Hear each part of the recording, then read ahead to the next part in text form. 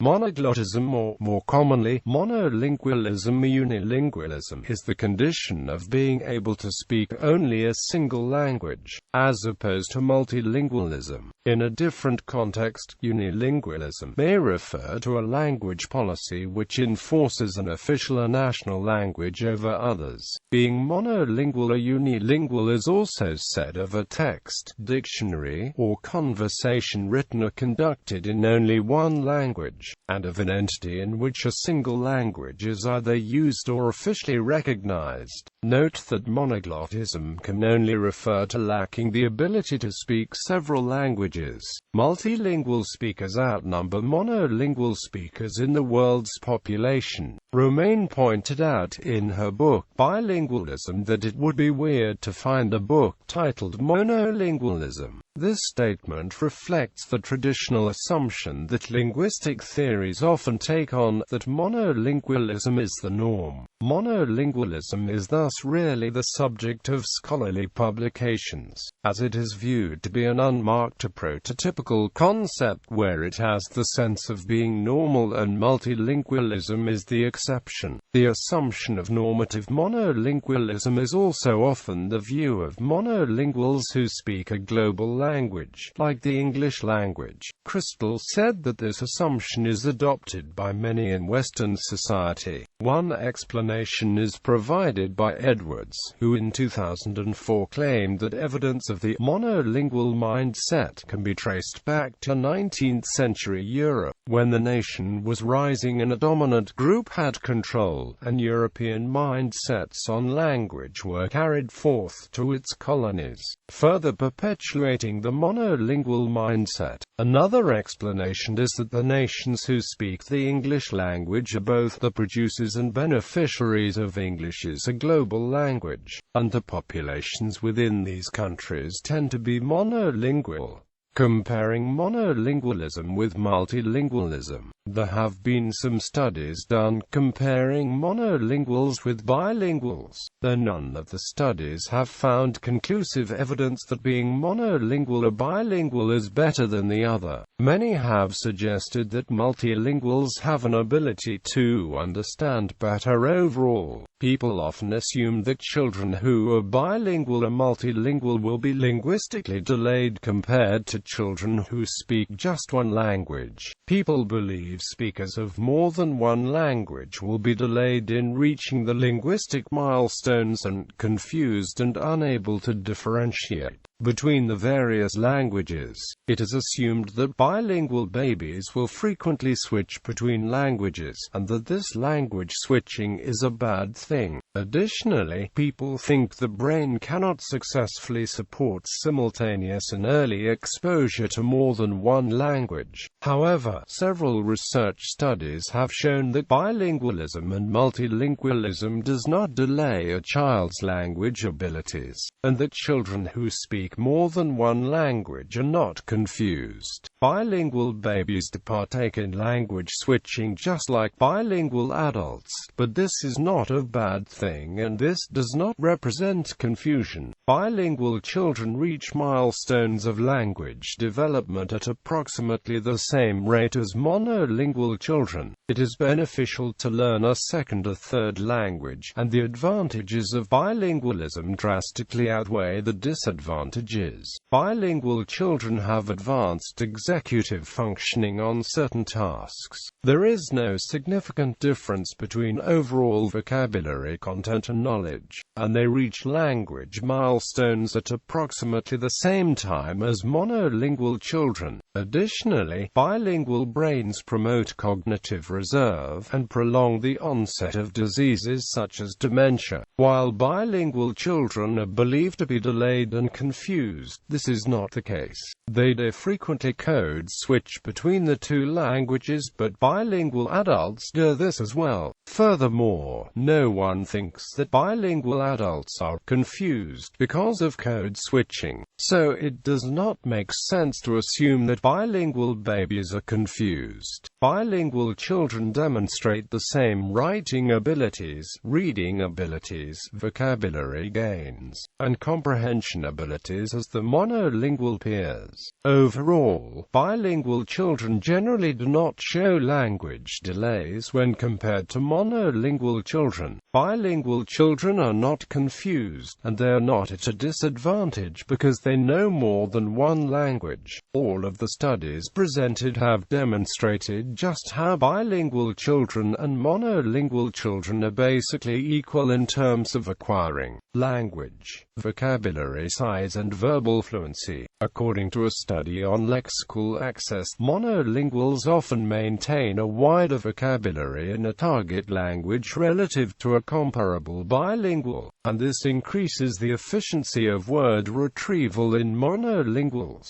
Monolinguals also access words more often than bilinguals in a target language. In letter fluency tasks, monolinguals were also able to respond with more words to the letter cue than bilinguals, though such an effect was not seen in bilinguals with a high vocabulary score. Also, in the same study, monolinguals perform better than bilinguals on verbal fluency. If the vocabulary abilities were made to be more comparable, however, many of the differences disappear, indicating that vocabulary size may be a factor that moderates a person's performance in verbal fluency and naming tasks. The same study also found that after using a greater number of bilinguals in the study, and a version of the letter fluency task that placed more demand on executive control, bilinguals perform better than monolinguals. Thus, once vocabulary abilities are controlled, bilinguals perform better on letter fluency, possibly due to enhanced frontal executive processes in the brain. It is important to note here that bilinguals' overall vocabulary size in both languages combined are equivalent to that of the monolinguals in one language. This means that while monolinguals may excel in vocabulary size for the one language they speak, the vocabulary content is not greater. Bilinguals may, in fact, have smaller vocabularies in each individual language, but when the vocabularies are combined, the content size is approximately similar to that of the monolingual. Monolingual children demonstrated larger vocabulary scores than the bilingual peers, but the bilingual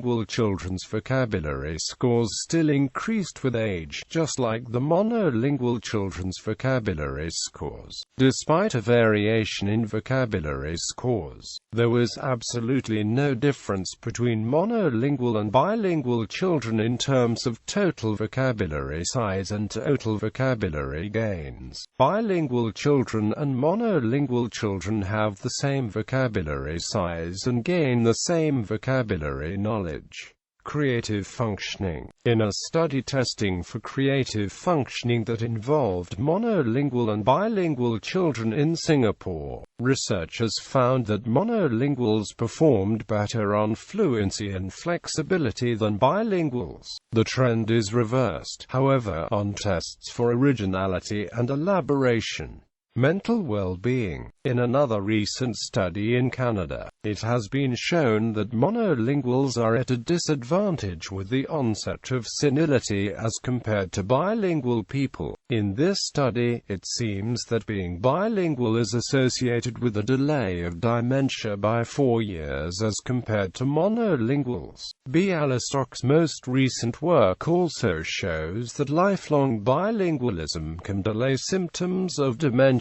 It is believed that bilingualism contributes to cognitive reserve by preventing effects of cognitive delay and prolonging the onset of sicknesses, such as dementia. Cognitive reserve refers to the idea that engaging in stimulating physical or mental activity maintains cognitive functioning. In this case, knowing more than one language is similar to stimulating mental activity. In order to test whether or not bilingualism contributes to cognitive reserve, Bialystok et al. Looked at hospital records among monolingual and bilingual adults who have dementia. The researchers found that elderly bilingual adults were diagnosed with dementia about 3 to 4 years later than elderly monolingual adults. These results have been replicated and validated, and outside factors were controlled. In fact, outside factors such as socio-economic status and cultural differences always favored the monolinguals,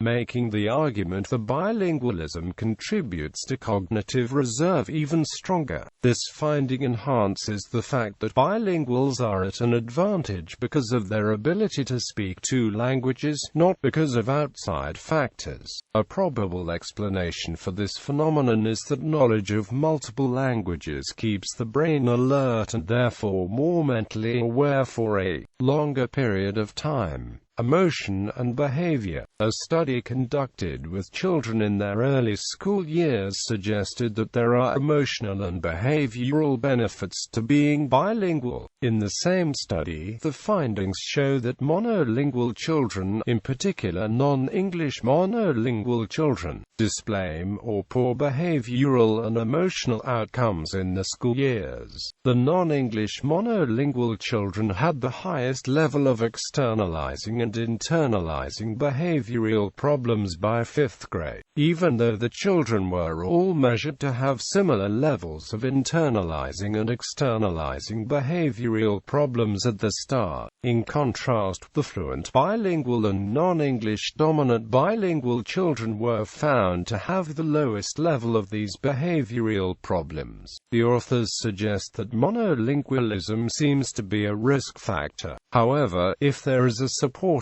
school environment with teachers who are experienced in ESL, children seem to have better emotional constitution, memory performance. In a study conducted at the University of Florida, where native English bilinguals were compared with English monolinguals, it was found that although there was no difference in accuracy between the two groups, there was an evident slower response rate from bilinguals compared to monolinguals on tasks that involve latency of recognition of a list of abstract words and lexical decision tasks. For these two tasks, language-specific and data-driven processes were more prevalent, that is, the tasks were driven by the dominant language and the data. The study differed from prior research that there is more balance in familiarity of the dominant language. Magist's hypothesis that it could have been due to differential familiarity with the dominant language is suggested to be a possible reason for the bilingual disadvantage. They explained that for bilinguals,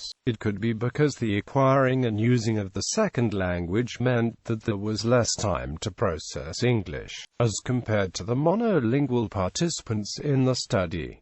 Contrasting information. Evidence from a research study shows bilinguals have a faster reaction time in most working memory tasks. While a lot of research asserts that monolingual children outperform bilingual children, other research asserts the opposite. Research by Bialystok et al., as reported by Kappa and Colombo, shows that bilingual individuals perform better than monolingual individuals on a wide variety of cognitive tests, thus demonstrating cognitive control advantages. Two different concepts, attentional inhibition and attentional monitoring, are used to measure attentional control. In terms of attentional control, early bilingual learners showed the greatest advantage, compared to monolingual speakers and late bilingual speakers. In terms of overall performance on ATN, the three groups performed equally, but when age and verbal ability variables were controlled, there was a difference in reaction time. The early bilingual children's reaction time was tremendously faster than the monolingual children, and only slightly faster than the late bilingual children. Early bilingual learners showed that they simply responded most efficiently to the task at hand. The results from this study demonstrate the advantages bilingual children have with attentional control. control. This is likely because bilingual children are used to balancing more than one language at a time, and are therefore used to focusing on which language is necessarily at a certain time. By constantly being aware of what language to use and being able to successfully switch between languages, it makes sense that bilingual children would be better at directing and focusing their attention. The verbal and nonverbal cognitive development. A new research by the University of York published in Child Development magazine reviewed the effects of the development of a child's verbal and nonverbal language, matched between monolinguals and bilinguals in a particular language. Researchers compared about 106-year-old monolingual and bilingual children to test their verbal and nonverbal communication cognitive development. The research takes into consideration factors like the similarity of the language, the cultural background and education experience. These students mostly come from public schools from various areas, having similar social and economic background. Results show that in the child's early stage, multilingual kids are very different from one another in the language and cognitive skills development, and also when compared to monolingual children. When compared to monolinguals, multilingual children are slower in building up the vocabulary in every language. However, the metalinguistic development allowed them to understand better the structure of the language. They also performed better in nonverbal control tests. A nonverbal control test refers to the ability to focus and then able to divert their attention when being instructed to. Reasons why monolingualism persists. Convergence principle. According to the convergence principle, we tend to change our language style to that of people we like and admire. Conversations where one party speaks a language that is different from the other partner are hard to maintain, and intimacy is reduced. Thus, one will usually adapt and accommodate the speech for reasons such as convenience, freedom of misunderstandings and conflict, and to maintain intimacy.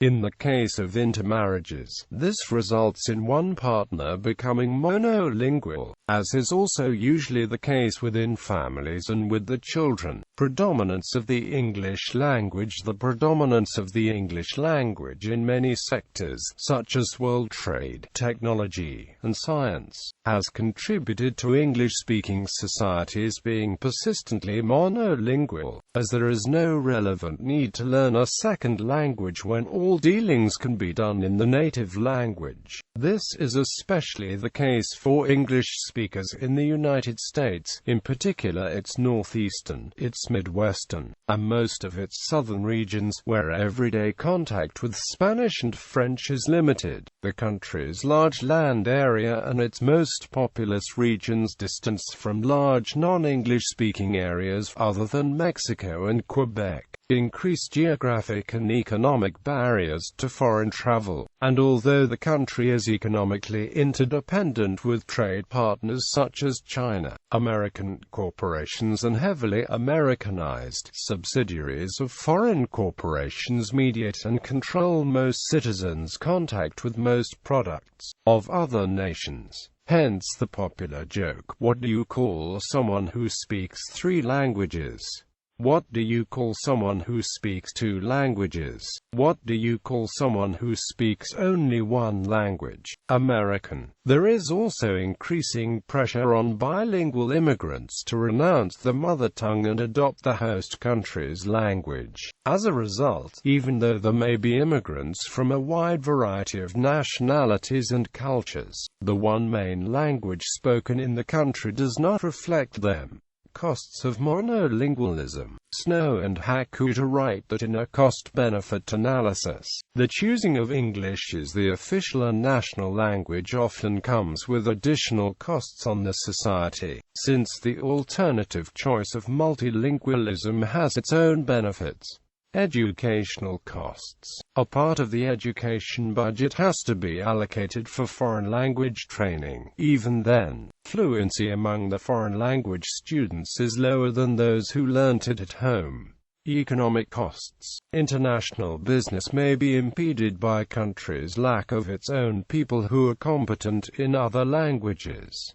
National security costs. Money has to be spent to train foreign service personnel in foreign languages. Time and effort. Compared to the maintenance of a language learned at home, it incurs more time, effort and hard work to learn it in school. Job opportunities. Kirkpatrick asserts that monolinguals are at a disadvantage in the international job market, compared to multilinguals.